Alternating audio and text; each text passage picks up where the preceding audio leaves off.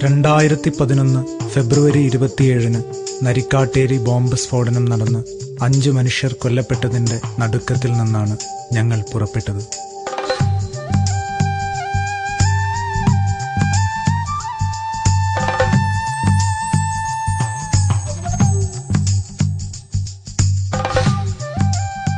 നാദാപുരത്തും പരിസരങ്ങളിലും പതിറ്റാണ്ടുകളായി തുടരുന്ന രാഷ്ട്രീയ സാമുദായിക സംഘർഷങ്ങളുടെ വേരുകൾ തേടി, പൊരുൾ തേടി, പരിഹാരങ്ങൾ തേടി.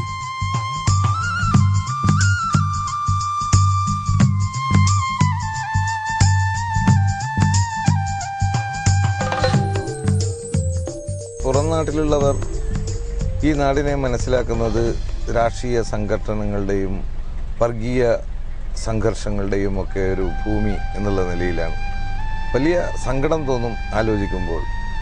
സ്നേഹത്തിൻ്റെയും നന്മയുടെയും പ്രതീകങ്ങൾ എന്ന് പറയാവുന്ന മനുഷ്യരാണ് ഇവിടെ ഭൂരിപക്ഷവും. കാരുണ്യത്തിൻ്റെ നീരുറവകൾ എന്നൊക്കെ അവരെക്കുറിച്ച് പറയാം. നിങ്ങൾ ഈ ഭൂഭാഗവുമായി പരിചയപ്പെട്ട് കഴിയുമ്പോൾ വളരെ ചെറിയ ഒരു ന്യൂനപക്ഷം, അതിലും ചെറിയ ഒരു ന്യൂനപക്ഷം ഉണ്ടാക്കുന്ന ചെറിയ പ്രശ്നങ്ങളാണ് വലിയ പ്രശ്നങ്ങളായി ചിലപ്പോഴെങ്കിലും മാറുന്നതും ഒരു മൊത്തം ജനതയെ പറയിപ്പിക്കുന്ന രീതിയിൽ കാര്യങ്ങൾ എത്തിക്കുന്നതും.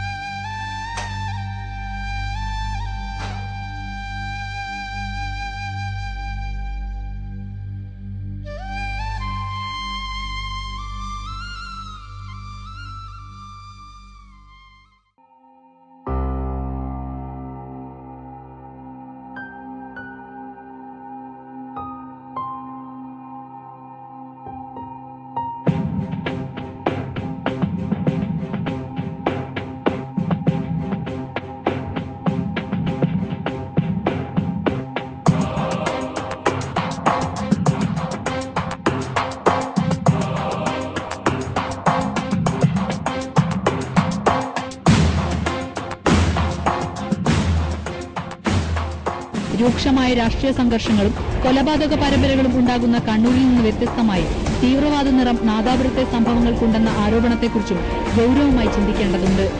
കേവല രാഷ്ട്രീയ പ്രശ്നങ്ങൾക്കപ്പുറം നാദാപുരത്തെ അക്രമ സംഭവങ്ങളിൽ മത സാമ്പത്തിക വ്യത്യാസങ്ങൾ ഒരു ഘടകമായിരുന്നു എന്നതാണ് ഈ ചോദ്യങ്ങൾക്ക് ചരിത്രം നൽകുന്ന ഉത്തരം. അതുകൊണ്ട് ഓരോ അക്രമ സംഭവത്തിനുമൊപ്പം വർഗീയത, തീവ്രവാദം എന്നീ ഘടകങ്ങൾ ചേർത്തുവെക്കുന്നത് എളുപ്പമാകുന്നു. വാണിമേൽ പുഴയുടെ സ്വച്ഛന്തമായ ഒഴുക്കിൽ ഒരു തുള്ളി ചോരയുടെ മണമുണ്ടോ? ഇവിടെ വീശുന്ന കാറ്റിൽ ബോംബ് പൊട്ടി മരിച്ചുപോയ ഒരുടപ്പിറപ്പിന്റെ നിലവിളിയുണ്ടോ? കടത്തനാട് പ്രത്യേകമായ ഒരു രാഷ്ട്രീയ മേഖലയായിട്ടാണ് ചരിത്രകാരന്മാർ വിലയിരുത്തുന്നത്. കൊലത്ത് നാടിൻ്റെ തെക്കേ ഭാഗമായ ഈ പ്രദേശം തെക്കിളങ്കൂർ എന്ന രാജവാഴ്ചയും ഭരണാധികാരിയുമാണ് നിലനിന്നിരുന്നത്. പക്ഷേ കാലഘട്ടത്തിലൂടെ ഇത് ദുർബലമാവുകയും പിന്നീട് ഫ്യൂഡൽ ബന്ധങ്ങൾ, നമുക്കറിയാം, തച്ചോളി ഉദയനെ പോലുള്ള വീരപരാക്രമികളും യോദ്ധാക്കളും എല്ലാം തന്നെ വളർന്നു വന്ന ഒരു സാംസ്കാരിക രാഷ്ട്രീയ പശ്ചാത്തലമാണ് വടകരയിലെ കടത്തനാട്, കുറുമ്പറനാട് പ്രദേശങ്ങളിൽ നിലനിന്ന് വന്നിരുന്നത്.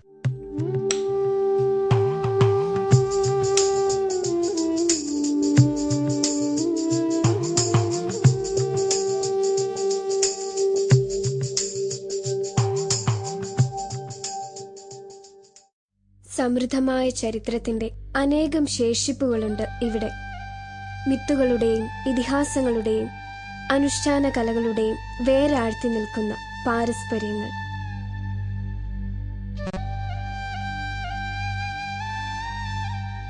തച്ചോളി മാണിക്കോത്തൊതേനന്റെയും പുത്തൂരം വീട്ടിൽ ഉണ്ണിയാർച്ചയുടെയും ആരോമൽ ചേകവരുടെയും അംഗപ്പുറപ്പാടുകളുടെ വീരഗാഥകൾ കുഞ്ഞാലി മരക്കാർ നടത്തിയ കടൽ യുദ്ധങ്ങളുടെ കാമ്പുള്ള ഉശിര്, ടിപ്പുവിന്റെ വിളംബരങ്ങൾ. നാദാപുരത്ത് നാഗന്മാർ എന്ന് പറയുന്ന ഒരു വിഭാഗത്തിൻ്റെ കച്ചവടക്കാരായിരുന്നു നാദാപുരത്തുണ്ടായിരുന്നത്. അങ്ങനെയാണ് നാഗപുരം എന്നത് നാദാപുരമായി മാറിയത്. അവരുടെ കച്ചവടം എന്ന് വെച്ചാൽ സ്വർണ്ണ കച്ചവടമായിരുന്നു കാര്യമായിട്ടുണ്ടായിരുന്നത്. സ്വർണ്ണം ആഭരണങ്ങൾ ഉണ്ടാക്കലും മറ്റൊക്കെ. ആ നാഗന്മാരുടെ കച്ചവടത്തിൻ്റെ ഇടയിലാണ് ഇപ്പറഞ്ഞ പോലെ ധാരാളം ആളുകൾ അത് സംബന്ധമായിട്ട് വരികയും പിന്നെ വസ്ത്രങ്ങൾ തുടങ്ങിയതൊക്കെ ചാലിയന്മാർ എന്ന് പറയുന്നൊരു വർഗം ഉണ്ടാകുകയും ചാലിയന്മാരുടെ വസ്ത്രപ്പീടിക തുടങ്ങുകയും അങ്ങനെ ക്രമേണ നാദാപുരവും വളർന്നു വരികയും ചെയ്തു. കടത്തനാട്ടെ രാഷ്ട്രീയ ബന്ധങ്ങളിൽ വലിയ മാറ്റം ഉണ്ടാക്കിയ ഒരു സംഭവം മൈസൂർ ഹൈദരാലിയുടെയും ടിപ്പു സുൽത്താൻ്റെയും ആക്രമണമായിരുന്നു. ഒരുപക്ഷെ 1784 മുതൽ മലബാറിൻ്റെ ഭരണം തന്നെ മാറ്റിമറിക്കുന്ന വിധത്തിലായിരുന്നു ടിപ്പു സുൽത്താൻ്റെ പ്രവർത്തന പരിപാടികൾ. അപ്പോൾ അദ്ദേഹം ഭൂബന്ധങ്ങളിൽ പഴയ ഫ്യൂഡൽ ബന്ധങ്ങളിലെല്ലാം തന്നെ വലിയ മാറ്റം വരുത്തുകയും ഈ മാറ്റത്തിൻ്റെ ആനുകൂല്യത്തിന് വേണ്ടി പലരും വാസ്തവത്തിൽ ഇസ്ലാം മതത്തിലേക്കും മറ്റും മതം മാറ്റം ചെയ്യപ്പെടുകയും സ്വയം മതം മാറുകയും എല്ലാം ചെയ്ത രാഷ്ട്രീയ പശ്ചാത്തലവും പരിതസ്ഥിതികളും നമുക്ക് കടത്തനാട്ട് കാണാവുന്നതാണ്.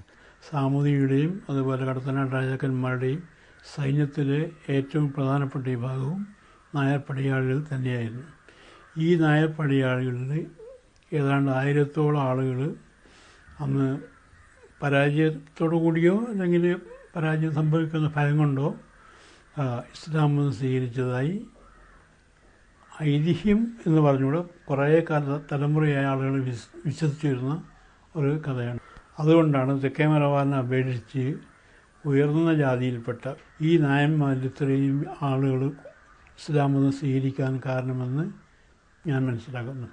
അക്കാരണം കൊണ്ട് തന്നെ ഹൈന്ദവ സമൂഹത്തിൽ നിലവിലുള്ള മരുമുക്കത്തായം തുടങ്ങിയ പിന്തുടർച്ചാവകാശ നിയമങ്ങളും അതുപോലെ മറ്റ് നിരവധി ഹൈന്ദവ ആചാരങ്ങളും കുറേ കാലത്തേക്ക് നിലനിന്നിരുന്നു. നായർ വീട്ടിൽ ഇല്ലത്ത് എന്നൊക്കെ പറഞ്ഞ് ഈ സവർണ ചുവയുള്ള മുസ്ലിം തറവാട്ടു നാമങ്ങൾ ധാരാളം നമുക്ക് നാദാപുരത്ത് കാണാൻ കഴിയും. ഹിന്ദു സമുദായത്തിലെ ഉയർന്ന വിഭാഗം ഏതോ ഒരു ചരിത്രഘട്ടത്തിൽ ഇസ്ലാമിലേക്ക് വന്നതാണ് നാദാപുരത്തെ മുസ്ലിം സമുദായത്തിൽ മഹാഭൂരിപക്ഷവും.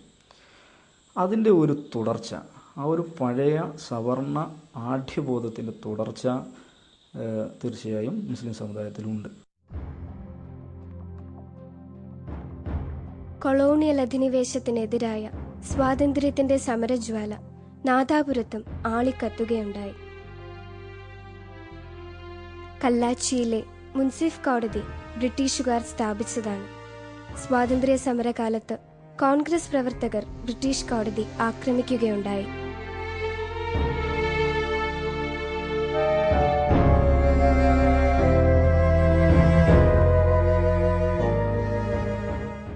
രാഷ്ട്രീയ പാർട്ടി എന്ന് പറഞ്ഞ് നടക്കുന്നതല്ല. രാഷ്ട്രീയമൊന്നും ഇവരെടുത്ത് ഞാൻ കാണുന്നില്ല. ഒന്ന്, ഇവിടുത്തെ മുസ്ലിമീങ്ങളെല്ലാം ലീഗാവുക, നായന്മാരെല്ലാം കോൺഗ്രസ് ആവുക, തീയറുന്നൊരു സമൂഹമുണ്ട് ഭൂരിപക്ഷം, അവർ മറിച്ചിട്ട് ആവുക, അതായത് കമ്മ്യൂണിസ്റ്റ് ആവുക. ഈ ഒരു സമ്പ്രദായം നേരത്തെ അവിടെ നമ്മുടെ നാട്ടിൽ ഈ നടന്നുകൊണ്ടിരുന്നത്. അപ്പോൾ കോൺഗ്രസ് ഒരു നല്ല ശക്തിയുള്ള പാർട്ടിയാണ്. സെക്യുലർ പാർട്ടി എന്നുള്ളത് ഞാൻ പറയേണ്ട ആവശ്യമില്ല, അത് അംഗീകരിച്ചൊരു വിഷയമാണ്. എല്ലാ വിഭാഗക്കാരുള്ളൊരു പാർട്ടിയാണ്. പിന്നെ IS കോൺഗ്രസ് എന്ന് പറഞ്ഞാൽ പഴയ കാലഘട്ടങ്ങളിൽ കോൺഗ്രസിൻ്റെ തലപ്പത്തിരിക്കുന്നതൊക്കെ നായന്മാരായിരുന്നു, CKG-യിലുള്ള കാലത്ത്. അപ്പോൾ ആ നായർ സൊസൈറ്റി ഒന്നും അക്കാലത്ത് അങ്ങനെ ഉണ്ടായിരുന്നില്ല ഇവിടെ ഒന്നും. ഇപ്പം ആ ചിന്താഗതിയുള്ള ആളുകളൊക്കെ പല നിലയിലുണ്ട്. ഇപ്പോൾ ഇവിടെ SNDP ഉണ്ട്, NSS ഉണ്ട്, അതൊക്കെ ഉണ്ട്. മുസ്ലിം ലീഗ് അന്നും ഇന്നും സാധാരണക്കാരുടെ ഒരു പാർട്ടിയായിട്ടാണ് നിലകൊണ്ടത്. പ്രമാണിമാരുടെ വരവ് കൊണ്ട് മുസ്ലിം ലീഗ് പാവപ്പെട്ടവരുടെ പാർട്ടി എന്ന നിലവാരത്തിൽ നിന്ന് ഒരിക്കലും പിന്നോട്ട് പോയിട്ടില്ല. 50-60 കാലഘട്ടങ്ങളിൽ ഈ വാണിമേൽ പ്രദേശത്തും നാദാപുരത്തിൻ്റെ പല ഭാഗങ്ങളിലും തികച്ചും അടിമത്ത സമാനമായിട്ടുള്ള ഒരു ജീവിതമായിരുന്നു പാവപ്പെട്ടവർക്ക്. ഇന്നത്തെ പോലെ പണിയെടുത്ത് കഴിഞ്ഞാൽ ശരിക്കും കൂലി കൊടുക്കുന്ന ഒരു സമ്പ്രദായം ഉണ്ടായിരുന്നില്ല. അതേപോലെ ജോലിക്ക് സ്ഥിരതയുണ്ടായിരുന്നില്ല, ജോലിക്ക് സമയം ഉണ്ടായിരുന്നില്ല. മുസ്ലിം പ്രമാണിമാർ ഏറ്റവും ഉള്ള പ്രദേശമായിരുന്നു ഇത് ഒരു കാലഘട്ടത്തിൽ. പ്രമാണി വർഗത്തിൻ്റെ ഏറ്റവും വലിയ കൂത്താട്ടം നടന്ന പ്രദേശമാണ്.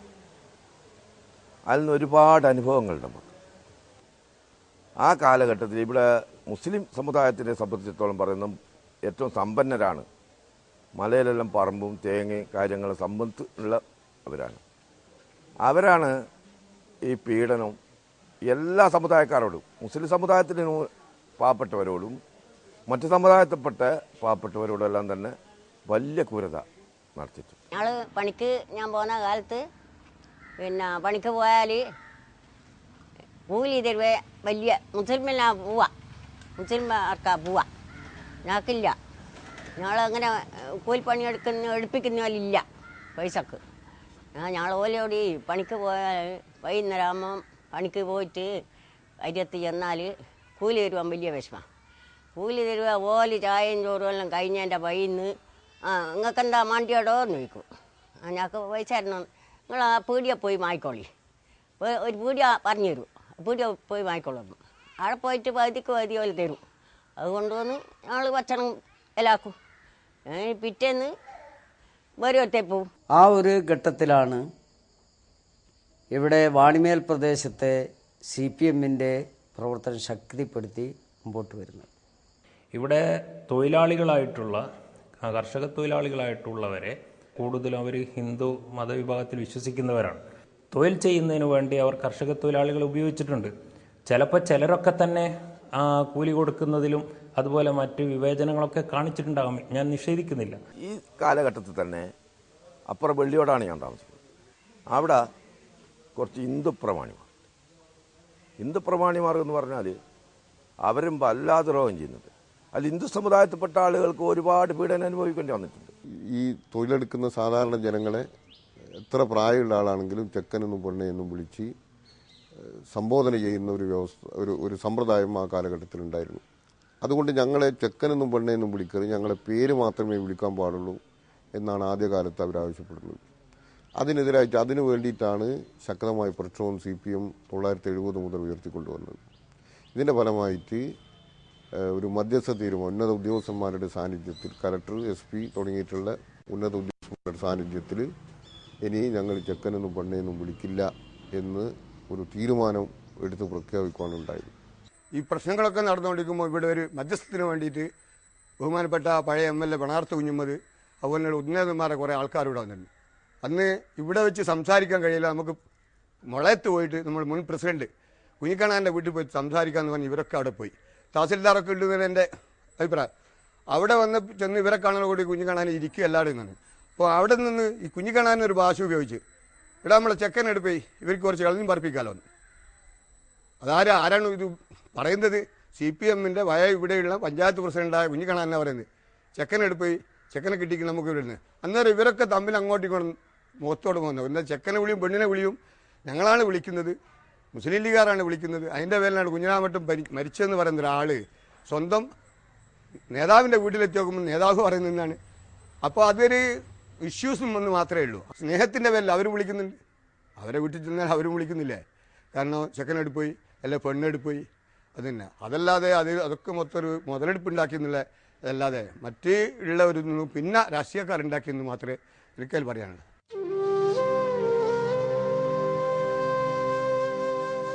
നാദാപുരത്തെ കൊലപാതക രാഷ്ട്രീയത്തിന്റെ തുടക്കമായി കണക്കാക്കപ്പെടുന്നത് KP കുഞ്ഞിരാമന്റെ വധമാണ്. 1973 ഒക്ടോബർ 30 സഖാവ് KP കുഞ്ഞിരാമൻ എന്ന് പറയുന്ന ഒരു തൊഴിലാളി പണിയെടുത്ത കൂലിക്ക് ചോദിച്ചതിൻ്റെ പേരിലാണ് ഭൂമിവാതുക്കൽ അങ്ങാടിയിൽ വെച്ച് റോഡിൽ വെച്ച് കുത്തി പരിക്കേൽപ്പിക്കുകയും അവിടെ മാരകമായി കൊല ചെയ്യുകയും ചെയ്തിട്ടുള്ളത്. കൂലി പ്രശ്നത്തിൽ എന്ന് അവർ പറയുകയും അതല്ലാതെ നിലക്ക് തേങ്ങ കട്ടത് എന്നുള്ള നിലക്ക് അത് യഥാർത്ഥം അതായിരുന്നു. അതിൻ്റെ പേരിൽ ഇവർ അവിടെ നിന്ന് നമ്മുടെ ഭൂമിവാതുക്കൽ പ്രദേശത്ത് നിന്ന് ഇത് ആ വകയിൽ അടിയും കുത്തും ഒക്കെ ഉണ്ടായി. ആ കുത്ത് ഉണ്ടായ അതിൻ്റെ ശേഷമാണ് ഈ കുഞ്ഞിരാമൻ കൊലപാതകം നടക്കുന്നത്. അത് അന്ന് ഒരു സാധാരണ നിലക്കുള്ള കൊലപാതകം എന്നല്ലാതെ ഞങ്ങൾ ആരും അതിന് ആ കാര്യത്തിൽ മനസ്സിലാക്കിയില്ല. പക്ഷേ ഇവർ വിറ്റുന്നത് രാഷ്ട്രീയമായി ചിത്രീകരിക്കുകയാണ്. തേങ്ങ മോഷ്ടിക്കുന്ന ഒരു കൂട്ടം കള്ളന്മാരുണ്ടായിരുന്നു. തേങ്ങ മോഷ്ടാക്കളായ അവരിൽ നിന്നും തേങ്ങ വാങ്ങി അതിൻ്റെ വില കൊടുത്ത് സൂക്ഷിക്കുന്ന ഒരാളായിരുന്നു വാണിമേലെ കുഞ്ഞിരാമൻ, കൊല്ലപ്പെട്ട കുഞ്ഞിരാമൻ.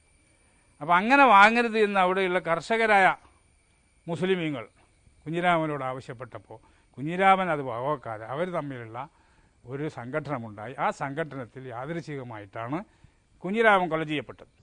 അത് കോഴിക്കോട് ജില്ലയിൽ തന്നെ ആ സംഭവം വലിയ തരത്തിലുള്ള ഒരു സംഭവമായിട്ടാണ് കാണാൻ വേണ്ടി കഴിയുക. കാരണം അതിനു മുമ്പ് കോഴിക്കോട് ജില്ലയിൽ മൊത്തത്തിൽ നമ്മൾ പരിശോധിക്കുമ്പോൾ അതുപോലുള്ള ഒരു വലിയ തരത്തിലുള്ള ഒരു ചെറുത്തുനിൽപ്പിൻ്റെ ഫലമായിട്ട് ഒരു രക്തസാക്ഷി ഉണ്ടായിട്ടില്ല എന്നാണ് തോന്നുന്നത്.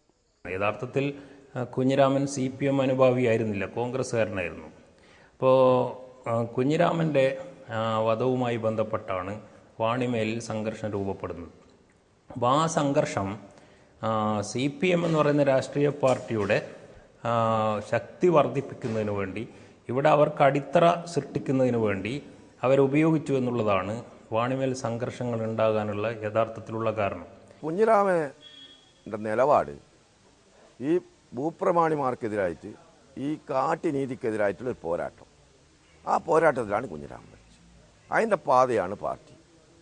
കുഞ്ഞിരാമൻ ലോക്കൽ കമ്മിറ്റി മെമ്പറല്ല, കുഞ്ഞിരാമൻ പാർട്ടി മെമ്പറല്ല, കുഞ്ഞിരാമന് പാർട്ടിനെ പറ്റിയൊന്നും വലിയ വിവരമൊന്നുമില്ല. പണിയെടുത്ത് കൂലി കിട്ടണോ എന്ന് പറഞ്ഞതിൻ്റെ ഭാഗമായിട്ട്, അതൊരു മാറ്റത്തിൻ്റെ ഭാഗമായിട്ടാണ് കുഞ്ഞിരാമൻ മരിച്ചു വീണ്. ആ മാറ്റത്തിന് വേണ്ടിയാണ് പാർട്ടി.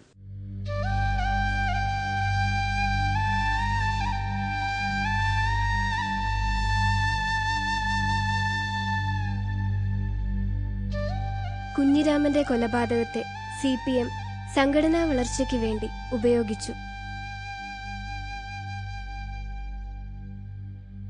തൊഴിലാളികളുടെ പക്ഷത്ത് ഈഴവ സമുദായവും മറുപക്ഷത്ത് മുസ്ലിം സമുദായവും ചേരിതിരിയുന്ന ദുരന്തത്തെ പാർട്ടി മുൻകൂട്ടി കണ്ടില്ല. മാത്രമല്ല, വർഗീയ ധ്രുവീകരണത്തെ പാർട്ടി വളർച്ചയ്ക്ക് കൂട്ടുപിടിക്കുകയും ചെയ്തു.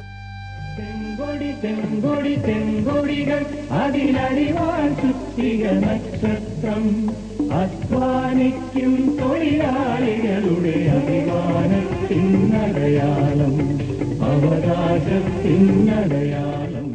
മുസ്ലിമീങ്ങൾക്ക് വേണ്ടത്ര സ്നേഹമോ അല്ല പാർട്ടിയിൽ വരുന്ന ആളുകൾക്ക് പരിഗണനയോ പിന്നെ അല്ലെങ്കിൽ അവരെ ഇങ്ങ് സ്നേഹിച്ച് ഈ പാർട്ടിയിൽ ഇരുത്താൻ വേണ്ടി പാർട്ടിക്ക് സാധിച്ചില്ല എന്ന അഭിപ്രായം. അതിൽ ഈ പ്രദേശത്തെ ഒരു പ്രത്യേകതയുണ്ട്. അതായത് കർഷക തൊഴിലാളികളായിട്ടുള്ള ജനവിഭാഗങ്ങളിൽ മഹാഭൂരിപക്ഷവും ജാതീയമായി ഈഴവ സമുദായത്തിൽപ്പെട്ടവരാണ് ഈ പ്രദേശങ്ങളിൽ. ഈഴവ സമുദായത്തിൽ നിന്ന് വ്യത്യസ്തമായിട്ടുള്ള ആളുകൾ വളരെ അപൂർവം നമുക്ക് കാണാൻ പറ്റും കർഷക തൊഴിലാളി മേഖലയിൽ.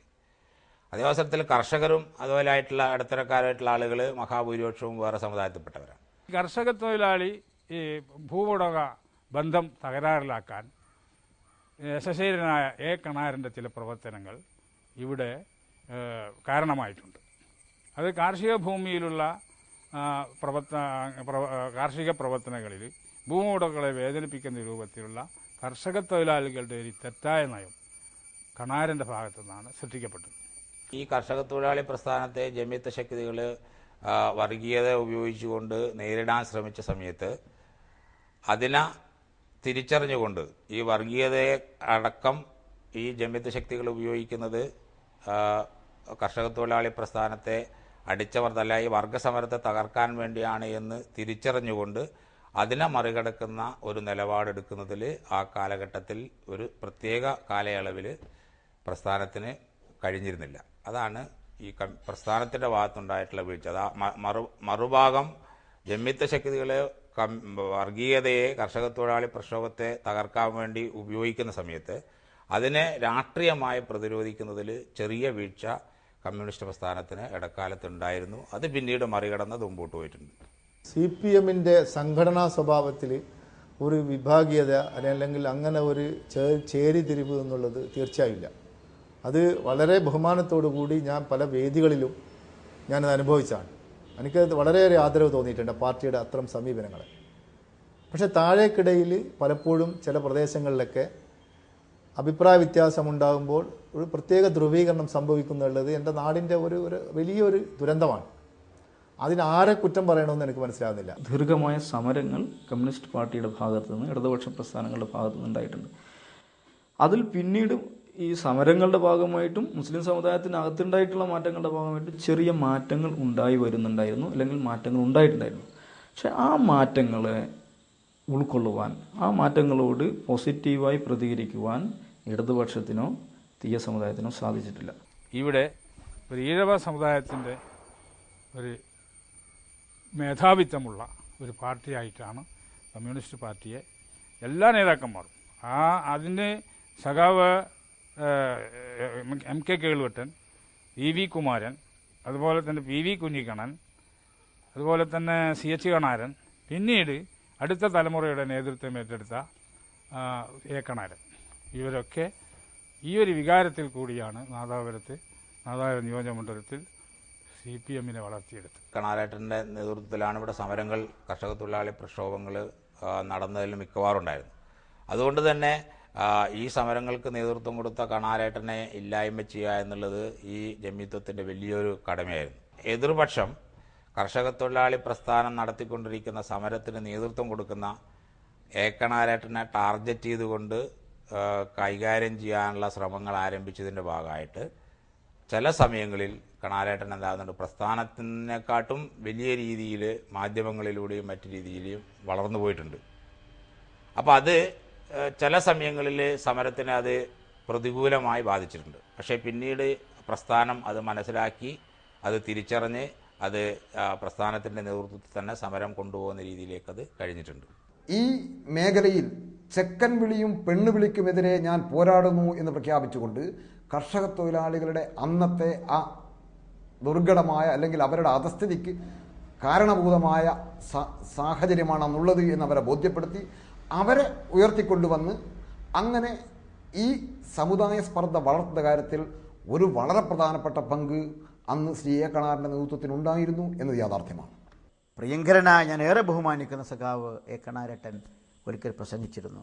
എന്താ പ്രസംഗം എന്നറിയോ? ഭൂമിവാതുക്കൽ വെച്ചിട്ട്, സഖാക്കളെ, നിങ്ങൾക്ക് നല്ല ഭക്ഷണം കഴിക്കണ്ടേ, നല്ല വസ്ത്രം ധരിക്കണ്ടേ, നിങ്ങൾക്ക് വണ്ടിയിൽ യാത്ര ചെയ്യണ്ടേ, നിങ്ങൾക്ക് ബിരിയാണി കഴിക്കണ്ടേ, കുഞ്ഞമ്മദിനെ പോലെയും പോക്കറിനെ പോലെയും നിങ്ങൾക്ക് അന്തസ്സായി നടക്കണ്ടേ, അങ്ങനെ നടക്കണോ എങ്കിൽ നിങ്ങൾ ഈ കൊടി പിടിക്ക്, ഈ ചുവന്ന കൊടി പിടിക്ക്, ചെങ്കൊടി പിടിക്ക് എന്നാ പ്രസംഗിച്ചത്. ഞങ്ങൾ ആരും അങ്ങനെ പ്രസംഗിച്ചിട്ടില്ല, പ്രസംഗിക്കാൻ കഴിയില്ല. അപ്പം ഒരു ഭാഗത്ത് ഈ മുസ്ലിങ്ങളായ കർഷകർ മുസ്ലിങ്ങളായി പോയി. അത് ഇവിടെയുള്ള കർഷകരായ മുസ്ലിങ്ങൾ സമ്പന്നരായി പോയി എന്നതൊരു ഒരു പാതകമല്ലല്ലോ. അവരെ തൊഴിലാളികളുടെ ഇടയിൽ തൊഴിലാളികളും അവരെയും തമ്മിൽ പരസ്പരം ഏറ്റുമുട്ടിച്ച് നടത്തിയ ഒരു വലിയ സംഭവം ചെറുതായി കാണാൻ പറ്റില്ല.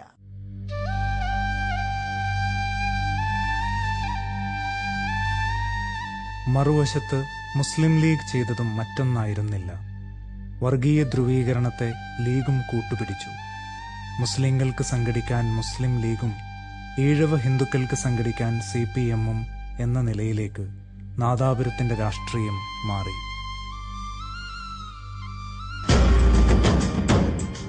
മനതാരിൽ മുസ്ലിം ലീഗ് തഴച്ചു വളരുകയല്ലേ, സീത തന്ന മലരല്ലേ, സംഘബലം മശഹൂറല്ലേ, മുസ്ലിം ലീഗ് ജിന്ദാബാദ്, ഹൈദരലി തങ്ങൾ ജിന്ദാബാദ്, യൂത്ത് ലീഗ് ജിന്ദാബാദ്, MSF ജിന്ദാബാദ്. സമുദായത്തിനകത്ത് സാംസ്കാരികമായ ഉണർവുകൾ സൃഷ്ടിക്കുന്നതിൽ അവരെ ഒരു ഉത്തരവാദിത്വ ബോധമുള്ള സമുദായമാക്കി മുസ്ലിം സമുദായത്തെ വളർത്തുന്നതിൽ മുസ്ലിം ലീഗ് നേതൃത്വത്തിന് നാദാപുരത്ത് പിഴവുകൾ സംഭവിച്ചിട്ടുണ്ട്. സ്വാതന്ത്ര്യപ്രവയ്ക്ക് ശേഷം മുസ്ലിം ലീഗിൽ ഇടത്തരക്കാർ, അതുപോലെ തന്നെ സാധാരണക്കാരായ ആളുകൾ, അവരൊക്കെ മുസ്ലിം ലീഗിൻ്റെ ആളുകളായി പ്രവർത്തിച്ചു തുടങ്ങിയെന്നല്ലാതെ ഒരിക്കലും വൻകിട ജമ്മിമാർ മുസ്ലിം ലീഗിൽ ഉണ്ടായിട്ടില്ല. അപ്പോൾ മുസ്ലിം ലീഗ് ഇവിടുത്തെ സാധാരണക്കാരായ ഇഴവരെ അല്ലെങ്കിൽ കർഷകത്തൊഴിലാളി ഇഴവരെ പീഡിപ്പിച്ച് പറയുന്നത് തികച്ചും തെറ്റാണ്. ഒരു മതവിഭാഗത്തിന് നേരെ ഉണ്ടാകുന്ന അക്രമവും അതുപോലെ തന്നെ ഒരു മതവിഭാഗത്തിനെ ഉന്മൂലനം ചെയ്യുവാനുള്ള ശ്രമവുമാണ് കമ്മ്യൂണിസ്റ്റ് പ്രസ്ഥാനങ്ങൾ നടത്തുന്നത് എന്ന് പ്രചരിപ്പിച്ച് അതിനെ കൺസോൾട്ടേറ്റ് ചെയ്തെടുക്കാൻ മുസ്ലിം ലീഗ് രാഷ്ട്രീയ നേതൃത്വത്തിന് സാധിച്ചു എന്നതാണ് യാഥാർത്ഥ്യം. കേരളത്തിൽ കേട്ടുകേൾവിയില്ലാത്തൊരനുഭവം നാദാപുരത്തുണ്ടായത് വാണിമേലിലെ മലയോര പ്രദേശങ്ങളിൽ താമരശ്ശേരിയിലെയും മലപ്പുറം ജില്ലയിലുമൊക്കെ മലയോര പ്രദേശത്തുള്ള അങ്ങേയറ്റം പിന്നോക്കമായിട്ടുള്ള നിരവധി മുസ്ലിം കുടുംബങ്ങളെ CPM-ന് തീയ സമുദായത്തിന് ആധിപത്യമുള്ള വാണിമേലിലെ മലയോരത്ത് ഒരു പ്രത്യേക രീതിയിൽ അവിടെ അവർക്ക് വീടുകൾ വെച്ച് താമസിപ്പിച്ച ഒരു അനുഭവം വാണിമേലിലുണ്ട്. മുസ്ലിം ലീഗിൻ്റെ ഭാഗത്തു നിന്നാണ് ഇതുണ്ടായത്. തങ്ങൾക്ക് വേണ്ടി ചാവേറുകളാകുവാൻ, കാലാളുകളാകുവാൻ CPM-ൻ്റെ ശക്തി ദുർഗങ്ങളിൽ പോയി അവിടെ കുടിലുകെട്ടി വീട് വെച്ച് താമസിക്കുവാൻ മലപ്പുറത്തെ വളരെ വിദൂരമായ ദേശങ്ങളിലുള്ള പിന്നോക്ക മുസ്ലിങ്ങളെ മുസ്ലിം ലീഗ് ഇവിടെ വന്ന് കുടിയിരുത്തുകയുണ്ടായി. മുസ്ലിം ലീഗിന് പിന്നീട് അതുകൊണ്ട് പ്രത്യേകിച്ച് ലാഭമൊന്നും ഉണ്ടായില്ല. ചിലപ്പോഴെങ്കിലും അത് തിരിച്ചടിച്ചു. ഇവിടെ വന്നത് ലീഗാരായിട്ട് എല്ലാവരും വന്നത്. ഇവിടുത്തെ മാർക്സിയറടക്കം ലീഗാരായിട്ട് അങ്ങനെ പോകുന്നത്. ലീഗിൻ്റെ ലെറ്റർ പോലെ കത്തെഴുതി ഇവിടെ നിന്ന് സീമൈക്കുട്ടി ഉമ്മർ മാഷൊക്കെ കത്തെഴുതി കൊടുക്കും. 10 സെൻറ്റ് സ്ഥലങ്ങൾ ലീഗ് കമ്മിറ്റി കൊടുക്കുന്ന സ്ഥലത്തിന് അർഹതപ്പെട്ടവനാണ് പെനമ്പൻ്റാന്ന്. ഇവിടെ പൊന്നാണ്ടി മൊയ്തു, സൂപ്പി മാഷ് ഇവരൊക്കെ ഒന്ന് ഇതിൻ്റെ പ്രത്യേകമായിട്ടുള്ള കമ്മിറ്റിക്കാരാണ്. ചെറിയാജി, പിന്നെ ആൽത്തൻ്റെ ആവലാജി ഓലൊക്കെ അവരടുത്ത് ആ കത്ത് കൊണ്ടുകൊടുത്തിട്ട് അന്ന് പറമ്പത്ത് പോയിട്ട് ഓല് വന്ന് കാണിച്ചു തരും. അവിടെ ചെറ്റ കെട്ടിക്കുന്നവർ ആ മൂലയിൽ ചെറിയാജി അവർ നിങ്ങൾ മൂലയിൽ കെട്ടിക്കുക ചെറ്റ കെട്ടി കുറച്ച് ദിവസം കഴിഞ്ഞിട്ട് നമുക്ക് രജിസ്റ്റർ ചെയ്യുമ്പോൾ വളർന്നിട്ട് രജിസ്റ്റർ ചെയ്യുക 10 സെൻറ്റ് തരുമെന്നൊരു. പിന്നെ കെട്ടി കുറേ കാലം കഴിഞ്ഞിട്ട് ആരുമില്ല, 1-2 തെങ്ങുമ്പോൾ തേങ്ങ പറിച്ചോളൂ. ആ ചെറ്റ അതിപ്പം രജിസ്റ്ററും ചെയ്ത് തരാൻ പറ്റില്ല. രജിസ്റ്റർ ചെയ്ത് തന്നാൽ നിങ്ങൾ വിറ്റ് പോയാൽ ഞങ്ങൾക്കെന്താ പറ്റില്ല എന്നൊരു. അത് നമുക്ക് കുറേ ആൾക്കാർ രജിസ്റ്ററിന് ആവശ്യപ്പെടും, രജിസ്റ്റർ ആർക്കും കൊടുക്കില്ല. അങ്ങനെ വെച്ച് കുറേ ആൾക്കാർ അണക്കുട്ടി മാർക്സിയറപ്പുറം പോയാൽ കിട്ടില്ല രേഖ എന്നാണ് കുട്ടി. കുറേ ആൾക്കാർ മാർക്സിയറപ്പുറം പോയി. ഏത് അപ്പുറം പോയിട്ടും രേഖ ഒന്നും ആർക്കും നേരെ കിട്ടിയില്ല. കുറേ ആൾക്കാർക്കൊക്കെ ഈ പറമ്പുകാർ ചില മനഃശാസ്ത്രമുള്ളവർ 4 സെൻറ്റ് 5 സെൻറ്റൊക്കെ രേഖയായി കൊടുത്തിട്ടുണ്ട്. എനിക്ക് ഇന്ന് വരെ കിട്ടിയില്ല. ഞാനിവിടെ 26 കൊല്ലം താമസിക്കും, ഇന്ന് വരെ രേഖ കിട്ടിയില്ല. കുറേ ലീഗുകാർ കയറ്റിക്കഴിഞ്ഞാൽ അവരും കൂടി കയറില്ല. നാട്ടുകാരും കുറേ മുസ്ലിങ്ങൾ ഉണ്ടായി കഴിഞ്ഞാൽ ഒരു ഉദ്ദേശം. അങ്ങനെ നേതാക്കന്മാരെ കണക്കൂട്ടിയത്. പക്ഷെ വന്ന മുതലൊരു 3-4 മാസം ഇവിടെ വളരെ വിഷമത്തിൽ ഞങ്ങളിവിടെ കഷ്ടപ്പെട്ട് ജീവിച്ചത്. ഞങ്ങൾ രാത്രി ആയി കഴിഞ്ഞാൽ ഉറങ്ങാതെ ബോംബിൻ്റെയും തോക്കിൻ്റെയും കൂറ്റായിരുന്നു. ഞങ്ങളെ പേടി സ്വപ്നമാണ്. എപ്പോഴാണ് ഞങ്ങളെ തല പോകുക എന്നുള്ള പേടി. മരിക്കാൻ കൂട്ടിയിട്ട് എല്ലാവരും ഒരു വീട്ടിൽ തന്നെ കിടന്നുറങ്ങി അവസ്ഥ എത്രയോ കാലങ്ങൾ ഇവിടെ വന്നിട്ടുണ്ട്. ഇവിടെ വയനാട്ടിൽ ഇവിടെ ഒരു 10-30 പേർക്കാരുണ്ടായിരുന്നു. ഇപ്പം ഇവിടെ 2 പേർക്കാരാണ് ഇവിടെ ഉണ്ടോ വയനാട്ടുകാർ. പക്ഷേ അങ്ങ് എന്തെങ്കിലും ഒരു അത്താണുള്ളത് എന്ത് തിരിച്ചങ്ങോട്ട് തന്നെ പോയി. ഇവിടെ 2 കൊല്ലം നിന്നവരുണ്ട്, ഇവിടെ 5 കൊല്ലം നിന്നവരുണ്ട്, ഇവിടെ 10 കൊല്ലം നിന്നവരുണ്ട്, 15 കൊല്ലം നിന്നിട്ട് പോയവരുണ്ട്.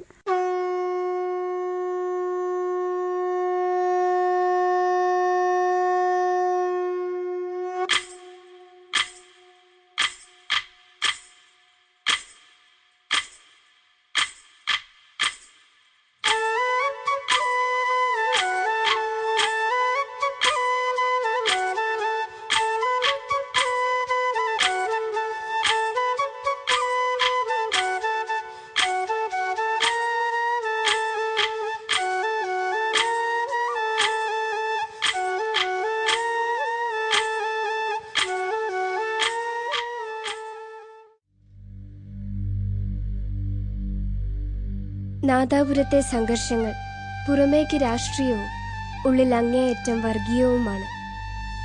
പഴയ ജമ്മി കുടിയാൻ ബന്ധങ്ങളിലെ ജാതീയത പകയുടെ പുതിയ വേഷങ്ങളിൽ നാദാപുരത്ത് ഇന്നും